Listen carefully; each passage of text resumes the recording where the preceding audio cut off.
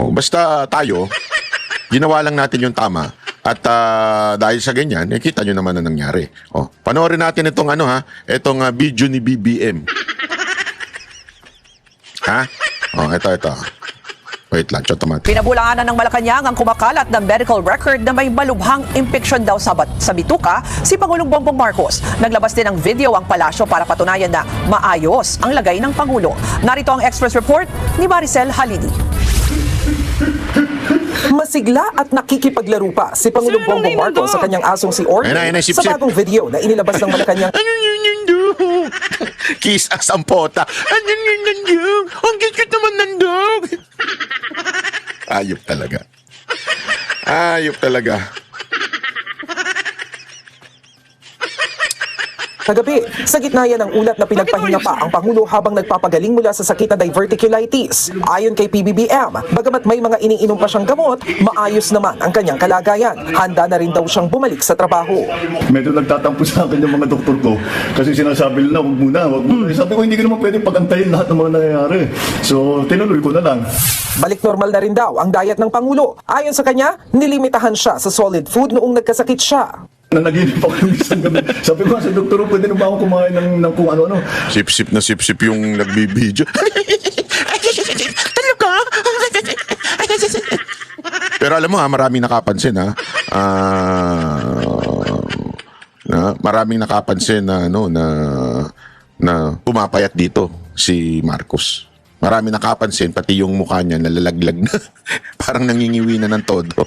Hindi ko alam kaya nga tinatanong ng iba, eto ba ay dahil doon sa sinasabi ni Senator Amy na talagang tuloy-tuloy yung mga ginagawa nila dyan. Naku po, yung kaya ang dahilan nun. Kasi nang naginip ako, nakakain ako ng steak. Ito lang ang iniisip ko. Pero hindi pa pwede. Hindi pa, ngayon pwede na. Pwede na. Ayan. Good news na yan. Ako ng hamburger. Matatandaang hindi nakadalo si Pangulong Marcos sa pagpaparangal sa mga government workers sa Malacanang kahapon ng umaga. Pero siya naman ang nanguna sa joining of ranks ni PNP Chief General Jose Milencio Nartates. Ibinahagi rin ng Pangulo na nakipagpulong siya sa ilang miyembro ng gabinete nito. Yung mga nilalabas na larawan ng pag-attend niya, larawan lang, hindi ho video. Magtataka kayo. Pero yung iba, video. Kasi sinasabi, di ba, 2 hours. Sabi nito may merong pang hirit si pangalan nito si Claire Castro na kesyo 2 hours daw yung tinagal ng meeting na yun. Malay ba namin kung 2 hours yung meeting pero 1 minuto lang siya doon para nagpicture lang siya, di ba? Itong mga to talagang tinatarantado ang taong bayan Lunes, kumakalat din ngayon ang umano'y resulta ng whole abdomen CT scan ng Pangulo. Nakasaad dito na may severe diverticulitis o infection sa bituka si Pangulong Marcos at kailangan daw ng agarang surgical consultation. Wala rin daw kaliwang kidney ang Pangulo. Tinablay yan ng Presidential Communications Office. Ayon sa PCO, peke ang naturang medical record at hindi galing sa anumang lehitimong medical examination. Sinigundahan naman yan ng St. Luke's Medical Center. Sinabi ng pamunuan ng ospital na sinusunod nila ang confidentiality at data privacy ng kanilang mga pasyente. Tanging sa mga pasyente at otorisadong tao lang sila nagbibigay ng medical records. At bilang patuloy pa nga na talagang kausap ni Jose Claire Castro ang Pangulo, nag-selfie ang dalawa. Ayan ako. Hello po. Para... Hindi to AI. Wow, namayo talaga ako. Ako sir, hindi. Kasi galing ako Ikaw sa... hindi. Nagbabalita mula sa Frontline, Maricel Halili, News 5. Talaga, sip-sip. Yakapin mo na rin. Alam mo, naalala ko tuloy yung yung AI. Yung AI na aso at saka si Marcos. Nakita niyo yun? Ayoko lang i-post yun. Baka mamaya awayin tayo ng mga mahilig sa aso kasi binababoy natin yung aso. Nakita ko yun Kaya lang sabi ko, wag na nga natin i-post to. Baka magalit pa yung mga mahilig sa aso. Hindi kasi alam ko yan. Kaya ganyan si Mocha. Talagang konting bagay lang dun sa aso. Nagagalit yan. Pagka inaanin yung mga aso, kala mo talaga bata totoo naman. Ganyan ang trato ng mga fur mom Kaya nga hindi ko na pinost yun Kasi baka insensitive sa mga mahihilig sa aso. Kasi mantakin mo, ilagay yung mukha ni Jose Claire doon sa aso. Tanginang yung babuyan yun. Parang binaboy. Di ba? Syempre, wag naman ganun. Wag naman ganun dahil nabababoy ngayon yung mga aso dahil sa kanya. Ayop yan, oo. Ay, nako. Anyway, ganun talaga buhay. Ito. Ang issue lang kasi natin dito, mga kababayan. Sabi nga ng iba, yung mga panglabas na ano, madali lusutan po yun eh. Yung tulad na kesyo mag-video nang wala pang 1 minuto, tapos yung mag-picture, kunwari umaattend ng meeting, madaling palusutan yan eh. Yeah? Bakit hindi naka-video all throughout? Unlike nung panahon ni Pangulong Duterte, naka-video all throughout yan. Although, pagka sensitive matter, minumute. Siyempre, totoo naman, kailangan din naman ganun. I understand and I respect that. Pero, eto, talagang tila, tinatago. Kaya nga, alam nyo, mawawala yung ano sa tao kung sana merong medical bulletin. Kahit pa paano, ano mo yun, yung mga taong tunay na nagtatanong, kasi meron naman talagang nagtatanong at sa nanananong, magkaiba yun ha. Meron na nagtatanong at sa nagnananong. May ibig sabihin na nagtatanong, talagang gustong malaman ang sagot. Meron naman yung nanananong dahil lamang sa gusto lang mang-intriga, ika nga. Ito ho, nagtatanong talaga ang taong bayan. Ano ba ang kalalagayan ng ating Pangulo? Dahil siya ho ang pumipihit. Ngayon nga, may sigalot sa China, tsaka yung Pilipinas, at tsaka sa ating mga mambabatas. Nung tinanong si Yussi Claire, ang ginawa lang niya, nagbasa lang siya. Nagbasa lang siya ng statement from the DFA. In a way, tama. Pero ang ganda nung follow-up question ng isang media doon, sabi nung media, yes, that's the statement of the DFA, but may we know yung mismong sentiments ng ating presidente, kung ano ba ang masasabi niya dito, dahil ito ay siya naman ang chief architect pagdating mo sa foreign policy. So tinanong siya, di ba? Tinanong si BBM ng gano'n. Naku po, walang maisagot si mama. Walang maisagot yung mama. Gano'n talaga, wala tayong magagawa. Walang maisagot yung mama at ang sinasagot niya ngayon, tila, si Yussi Claire, parang bagang lagi niyang itinuturo na lang sa DFA. Ano ibig ko lang sabihin? Yan po ay something na we really have to, to think na, sandali, is the president okay? Is the president still capable of deciding? Kasi alam nyo, maraming mga desisyon na maaaring maapektuhan kung ang isang tao ay may sakit o may malalang sakit. Lalo na pagka ikaw ay stress out o ikaw ano. Kaya dapat malaman natin. Yeah? Ngayon lang naman po sa akin. Sana po ay tingnan ho natin yan. Ito, isang bagay na hindi makapag-move on. Pero maya-maya babalikan natin yung sinasabi ko sa inyong bakit tila tawa lang ng tawa. General Torre, pagpasensyahan nyo na, hindi ko pwedeng sorry. itanong. Sorry, hindi ko pala naaning audio. Ito. Favorite nyo to, sigurado ako eh. Favorite nyo to. Yeah. General Torre, pagpasensyahan nyo na, hindi ko pwedeng hindi itanong. Lalo na po ngayon nga, ay ngayong araw, iginawad na po ang 4-star general kay General Nartates bilang PNP chief. At naroon pa rin yung issue ng, retired ka na ba talaga? Kasi pag retired na, wala na yung 4-star general. Ano po ang inyong reaksyon dito nga sa paggawad na ng palasyo kay General Nartates ng 4 stars? Can we discuss this in another interview? Kasi sa ngayon, I don't have the data. Hindi ko nga. Grabe tumaman to, no? Hindi niya pa talaga matanggap na hindi na siya 4-star general. I mean, presidente na yun eh. Presidente na yung naggagawa. Di ba? Yung picture nila ni Nartates. Tsaka nung presidente. Si BBM. Si BBM na yung naggagawad nung estrella ni Nartates bilang PNP chief. Ang sagot pa nito, wag muna natin pag-usapan yan. Wala naman talagang dapat pag-usapan. Wala. Because you're out. As simple as that. Ano ba? Ayaw bang tanggapin? Ayaw mo bang tanggapin na sinipa ka na dyan? Sinipa ka na sa PNP? Ayaw mong tanggapin? Tinanggal ka na. Ganun lang kasimple yun. May yaya ka naman, Torre. Ano ba to? Kapalan na lang talaga ng muka. Sa bagay, makapal talaga yung muka mo. Di ba? Noon nga, nung panahon ng KOJC, tsaka ng KOJC Seeds, at tsaka nung pagdala kay Pangulong Duterte, sobrang kapal na mukha nitong animal na to eh. Talagang kapalan na lang na mukha eh. Tinanong siya, ayaw niya pang, simple lang naman yung sagot. Ano masasabi mo? I wish him well. And I support the commander-in-chief. Ganun lang eh. Bakit ano sasabihin mo pa? Hindi. Tsaka na natin pag-usapan yan kasi meron pa mga alamin pa. Nagaya ka na kay Marcos? Ano po ang inyong reaksyon dito nga sa paggawad na ng palasyo kay General Nartates ng 4 stars? Can we discuss this in another interview? Tingnan mo na. Bahawa to ka Marcos eh. Di ba? Kay Marcos yung pagka hindi na alam ang sagot, tatawa na lang.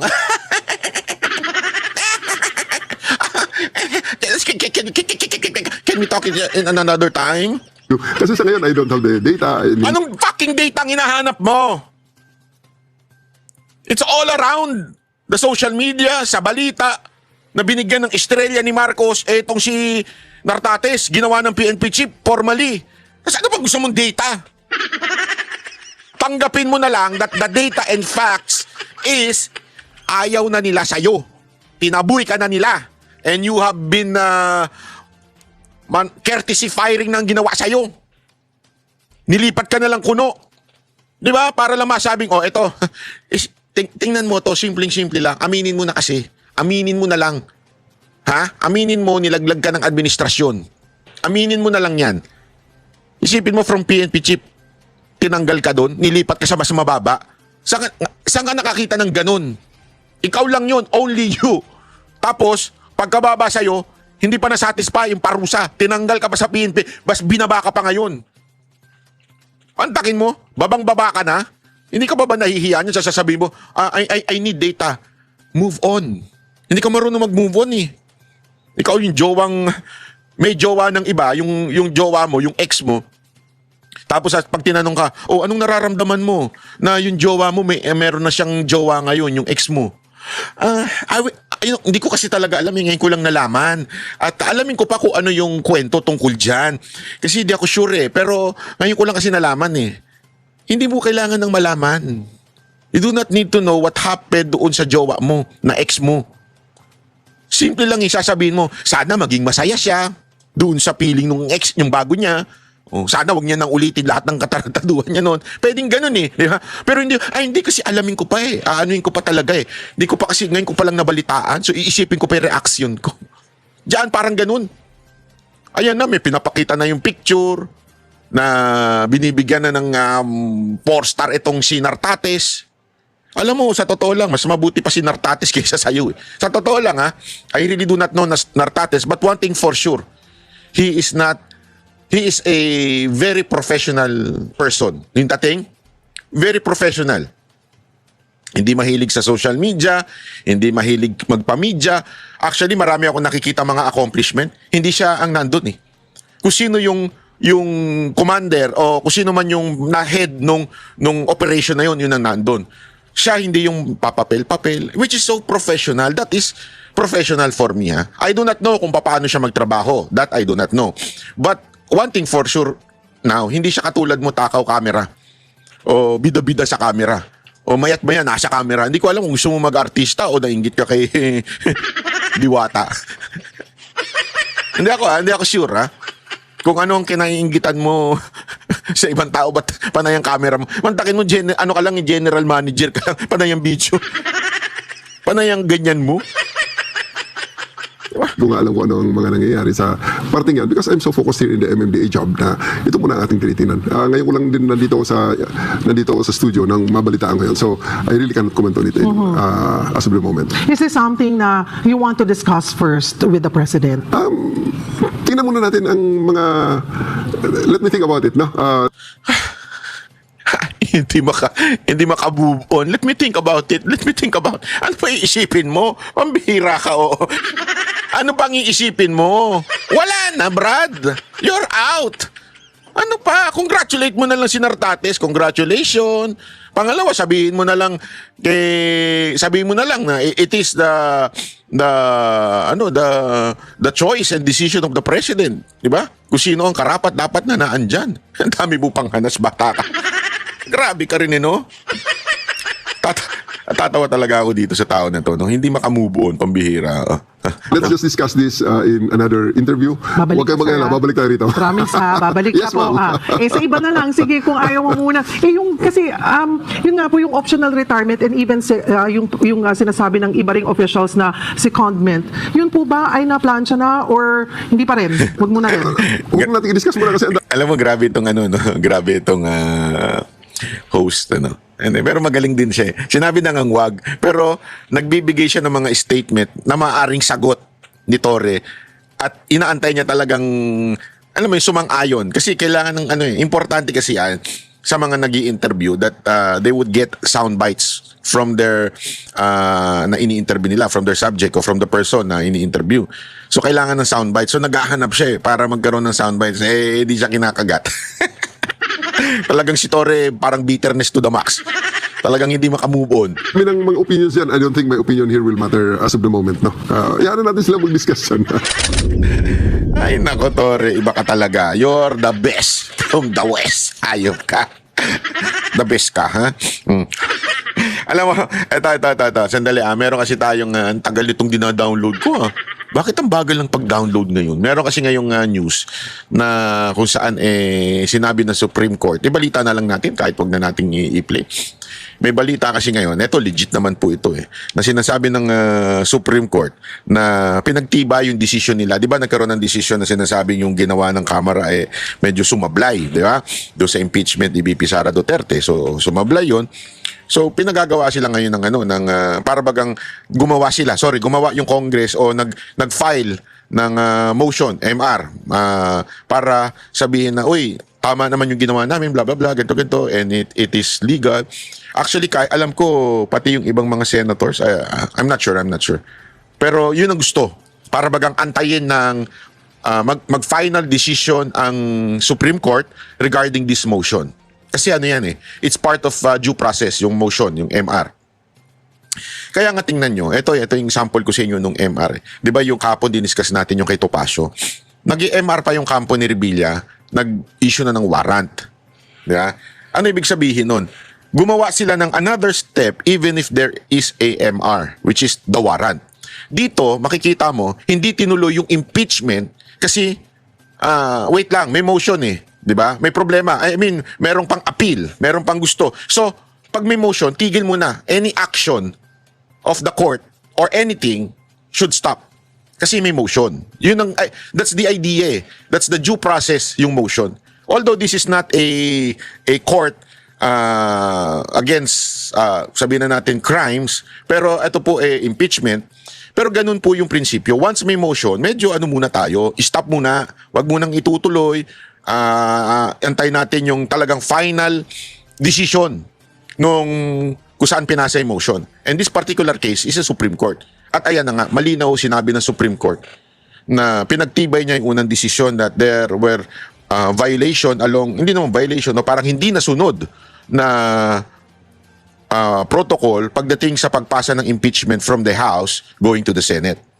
So pinagtibay yun ngayon ng Supreme Court. Okay, dahil dyan, palakpakan. Siguro naman yung mga illegal luminaries.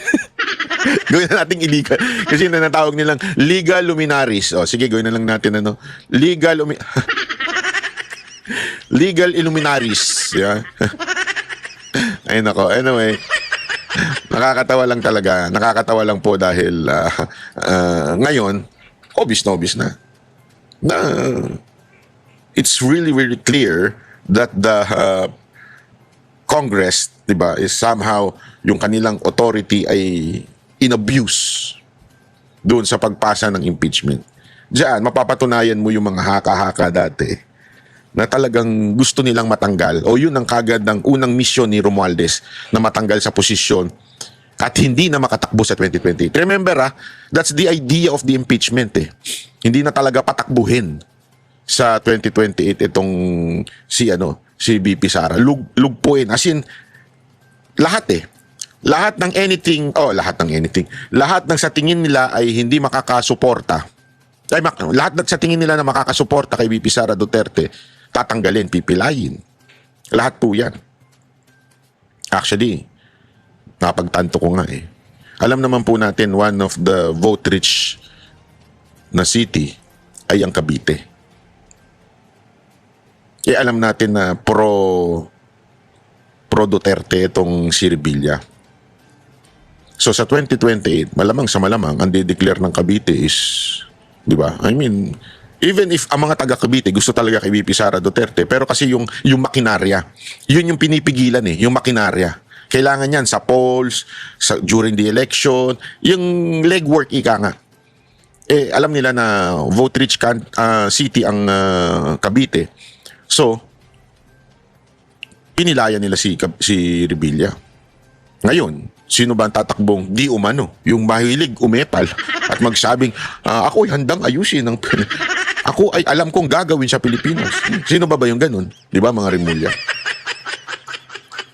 Diyan makikita mo talaga yung kaso ni Senator Bong Revilla. Talagang ano lang ito. Masasabi mo talagang politika. Kaya bantayan natin yan. Anyway, sinasabi ko kaganina na bakit ang presidente tila tawa ng tawa kahit palala na ng palala ang krimen sa Pilipinas.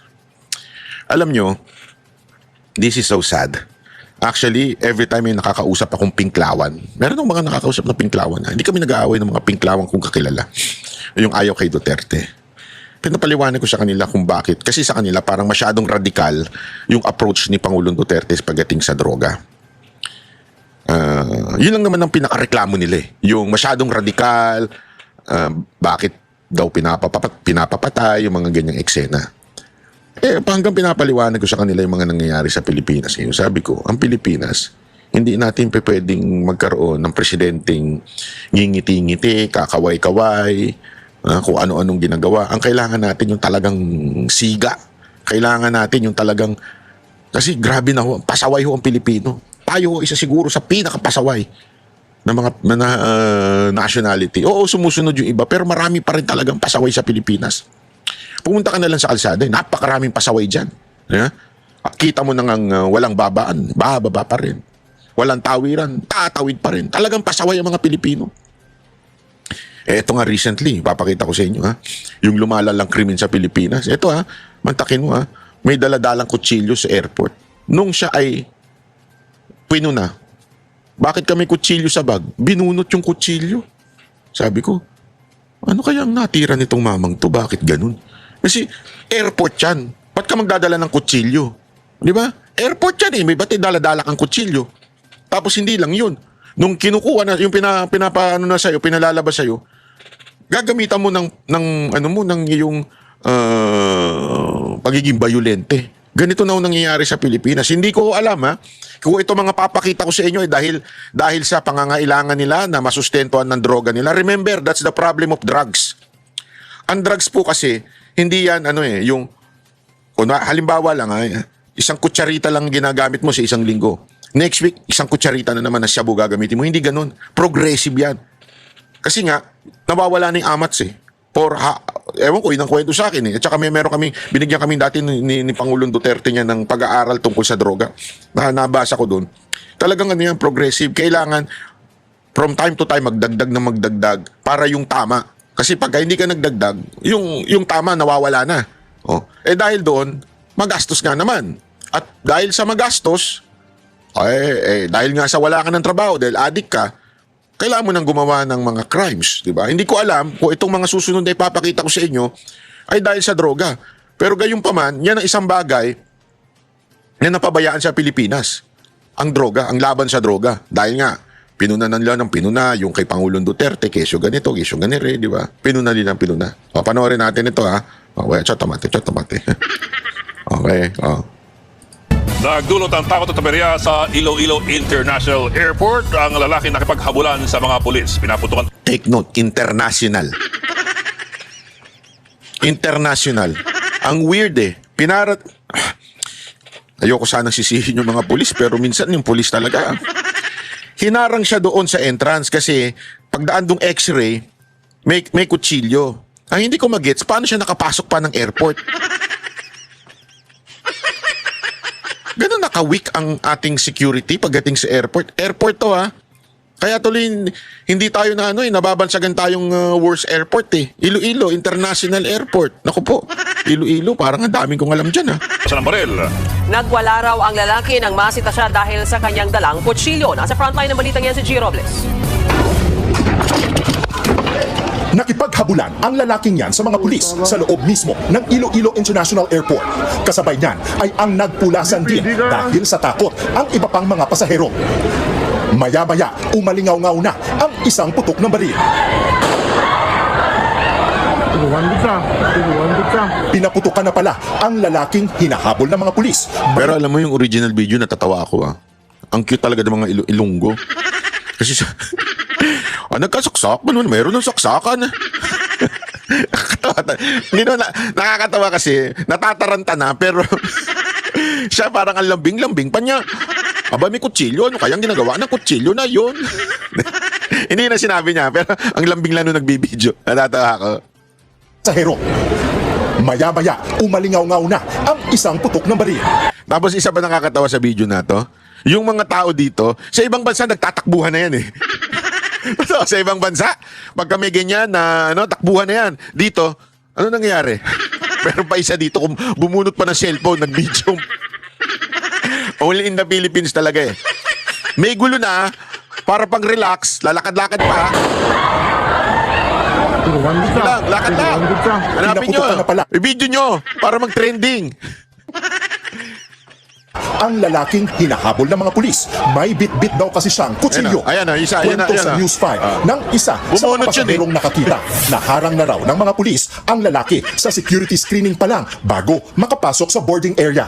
Nakita ko siya, pinapahinto siya ng isang security officer na kailangan i-check yung bag niya. Nung malapit ako sa boarding gate, nakaupo ako, bigla lang namin narinig yung mga tao nagsitakbuhan. Sinubukan pa raw pakalmahin ng mga pulis ang lalaki pero nagpupumiglas daw ito. Nung medyo nag-hysterical siya yun, ginaril na po siya. Tinamaan ng bala sa kanang balikat ang lalaki na biyaheng Cebu. Ayon sa Office for Transportation Security, bigla na lang daw nagwala ang lalaki nang masita ang kanyang kutsilyo. Hindi siya nakalusot. Nasita siya eh. Tinita kasi siya at nung sinabing may naman yung bag niya, ayun na, kinuha niya sa loob, nasa loob pa ng tube. Tunnel. Yung tunnel ng x-ray. Kinuha niya yung bag niya at kinuha niya yung kutsilyo at siya nagwala. Sa ngayon, balik normal na ang operasyon sa paliparan. Nagsorry na rin ang Civil Aviation Authority of the Philippines sa nangyaring aberya. Nagbabalita mula sa frontline. Grabe, no? International ito, ha? So ano na naman ang tingin ng mga ibang bansa sa atin? Pagka ito yung mga, eto pa, isa naman, Japanese, binugbog, tapos dinakawan, tapos talagang grabe. Arestado ang isang lalaki matapos pagnakawan at bugbugin ang isang Japanese national sa Parañaque City. Ang krimen, nahuli kam. Ang detalye sa agenda report ni Ryan Reloban ng Abante. Umaga noong Sabado nang makuna ng video na ito na pilit nakikipag-agawa ng isang individual sa isang taong nakahiga sa kalsada sa kahabaan ng Cavitex Access Road, Barangay San Dionisio, Parañaque City. Mapapanood din sa viral video na sabay takbo ang individual matapos makuha ang kanyang bitbit. Sa pag-iikot ng mga tauhan ng Community Environment and Natural Resources Offices o Sentro Parañaque, dito na nakita ang isang taong nakahandusay at naliligo sa sarili niyang dugo. Pinagahampas at pinagnakawan pala ang 62 years old na Japanese national na si Akira Moriyama. Kinilala naman ng suspect na si Ariel Aliso, 49 years old at isang pinya vendor. Noong January 24, 2026, nung pumunta si Mr. Moriyama sa may Pitlands, may Parañaque, Las Piñas, Parañaque, Westland dati, para mag-sightseeing around 10 a.m. Doon po niya na itong suspect ay sinundan po siya. Grabe, no? Yung purpose lang niya para mag-sightseeing, tignan. Alam mo kasi sa Japan kasi uso yung ganyan eh, yung iikot-ikot ka lang, safety ka, walang sasaksak sa'yo, walang bubugbog sa'yo. Eh, dahil nga napunta siya sa Pilipinas. Alam mo na, nung pinanood ko to, it really breaks my heart. Kasi, sabi ko nga sa inyo, lagi kong binabanggit yan dito sa aking channel. Sobrang ako eh. Nung hindi pa ako nakakapunta ng Japan, ang tingin ko talaga sa Hapon, masamang tao. Kasi yun ang kwento ng mga teacher eh. Pag dumating daw yung mga Japanese noong panahon nila, eh mga sa ating mga lolo't lola, di ba? Lalo na yung mga lola natin, may ginawa silang hindi maganda. So ang tingin ko talaga, tapos 'di ba nauso pa yung Japayuki, ganyan na. Hanggang unang pagpunta ko doon ko na-realize, ibang-iba ang kinikwento o tinuturo sa eskwelahan tungkol dito sa mga Hapon na ito. Sila ang pinakamagalang na nakita ko. Saan ka nakakita? Natatawid. Pag pinatawid ka, gumaganon pa, nagbabaw. Baka sa atin, ipakyu pa eh. Ang pakyu! Hindi mo ako pinagdaaw! Pakyu ka! Doon hindi eh. Pagka talagang, kunwari, nagkamanayo ka, pedestrian, biglang titigan yung kaganon yung driver para ibig sabihin, daan ka. Oh. Tapos yung pag dumaan mo, minsan gumaganon din yung mga tumatawid. Di ba? Kung meron ng mga gago, yung nandun sa, alam mo na, sa Bukitsu. Pero kadalasan naman, karamihan pala, hindi kadalasan, karamihan, magagalang at respectful, sobra ho. Ang babait po ng mga tao na yan. May value silang kinalakihan. Tapos makikita mo, gaganituin sila sa bansa na to, na ang daming natutulungang Pilipino. As a matter of fact, ngayon nga, isa yan sa mga mga usapin sa Japan dahil 'di ba, nauubusan sila ng kabataan dahil ayaw mag-asawa, ayaw mag-anak kasi mahirap talaga doon 'di ba? May pag-uusap nga doon na mas mataas ang tax ng single. Oo, totoo to ha. Ngayon pa naman pinag-uusapan pa lang naman 'yan. Pero dahil nga sa sobrang nauubos na sila, yun na yung mga measures na ginagawa ng Japanese government. Anong ibig ko sabihin nito? Dahil doon, oportunidad para sa atin yan. Lalo na yan ang isang bagay na meron tayo. Magaling tayo mag-export ng nurse, workers, factory workers, engineers, musicians. Andyan kumpleto tayo Diba? At tayo gustong-gusto nila. Although yung iba mas mura, yung gumaganon, mas mura yun. Pero ayaw kasi nung iba dahil mabantot.